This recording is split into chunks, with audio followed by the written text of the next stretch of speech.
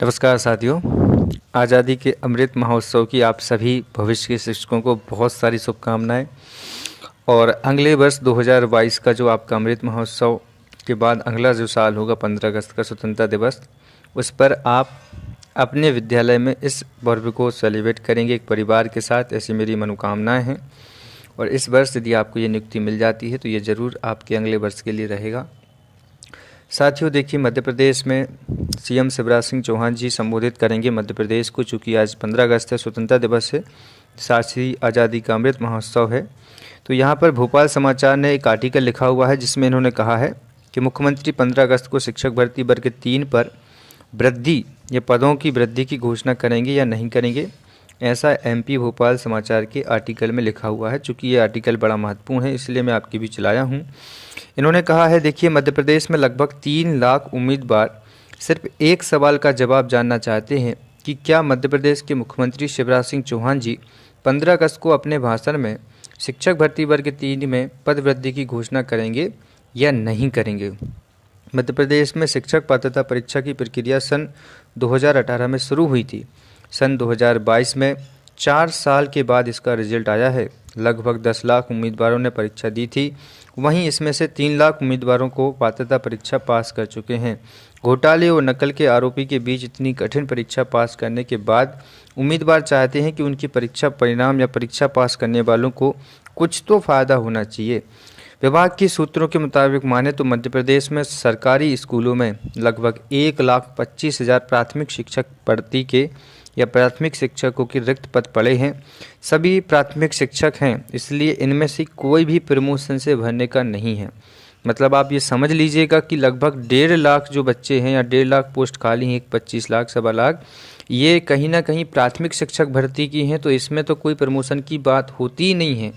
मतलब ये ऐसा आंकड़ा है जहाँ पर शिक्षकों की या संविदा शिक्षकों की जो वर्तमान में सिर्फ अभी ये रिक्त पदों की जानकारी है। हमेशा मध्य प्रदेश गवर्नमेंट क्या करती है कि जो रिक्त पद होते हैं उसमें संविदा को नहीं मिलाती है। मैं पिछले वीडियो में भी आपको तय कर चुका था। तो ये सिर्फ एक आंकड़ा खाली होने का है।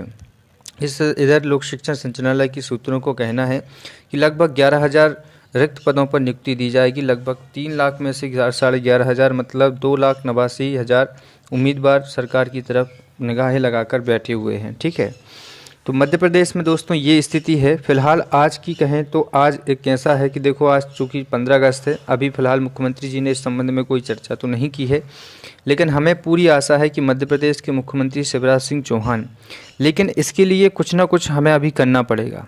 उनको सिर्फ इतनी जानकारी तो पहुंचानी पड़ेगी मध्य प्रदेश के सीएम जी के पास में। हमारे पास में सबसे पहला विकल्प ये है जो हमने शुरुआत में रखा है। देखिए, चूँकि हमारा जो मिशन है वो है 91,000 पोस्ट लाना, 91,000 या 51,000 पोस्ट लाना।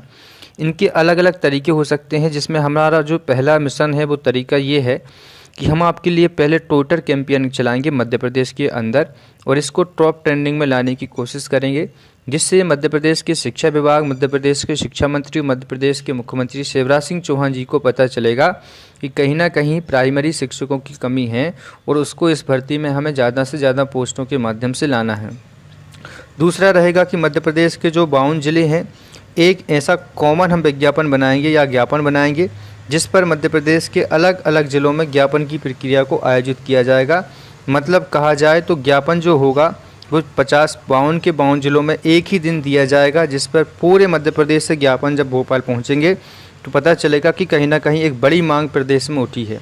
और सबसे अंतिम विकल्प आपका रहेगा कि भोपाल में सभी को एकत्रीकरण करना नीलम पार्क में, और ये बड़े व्यापक तौर पे हम करेंगे। तो कहीं ना कहीं हमें आगे आकर इस पर काम करना पड़ेगा। अभी काफ़ी बच्चों को या साथियों को ये बड़ा कन्फ्यूज़न है कि सर पोस्ट कितनी होगी, ये अभी क्लियर नहीं हो पा रहा है। तो देखिए, मैं आपको थोड़ा सा बता देता हूँ। एक होता है DPI, जिसको हम कहते हैं मध्य प्रदेश का ऑफिशियली शिक्षा विभाग। दूसरा होता है ट्राइबल, जो कि आपका होता है जनजातीय विभाग। जनजातीय विभाग के अंतर्गत चूँकि 15 ज़िले आते हैं, तो इनमें जो नियुक्ति मिलेगी उनको सिर्फ 15 ज़िलों में ही पोस्टिंग दी जाएगी। दूसरा जो होता है DPI, मध्य प्रदेश के लगभग इसमें 47 हम कह सकते हैं 40 में 42 ज़िले जो आते हैं वो DPI में आते हैं। वर्ष 2018 की वर्ग 1 और वर्ग 2 शिक्षक भर्ती हुई। देखा जाए तो वहाँ पर क्या था, जैसे वर्ग 2 की बात करते हैं, तो 5,500 पोस्ट निकाली थी डीपीआई ने और 5,500 ही पोस्ट निकाली थी आपके ट्राइबल ने। तो दोनों को मिलाकर 11,000 पोस्ट हुई थी। अब हुआ क्या था कि जो डीपीआई होता है वो अपनी भर्ती करता है और ट्राइबल जो होता है वो अपनी भर्ती करता है। तो यहाँ पर बात ये है कि जो डीपीआई करेगा वो करेगा आपके 5,000 पोस्टों पर भर्ती, ऐसी जानकारी मिली हुई है, ठीक है। और जो शिक्षा विभाग, जो जनजाति विभाग होगा वो करेगा आपकी 11,500 पदों पर भर्ती। तो यहाँ पर एक जो अनुमान है वो ये कह रहा है कि लगभग 15,000 से लेकर के 16,000 तक के बीच में पोस्ट होंगी, ये कन्फर्म है और पूरा निश्चित सुनिश्चित है।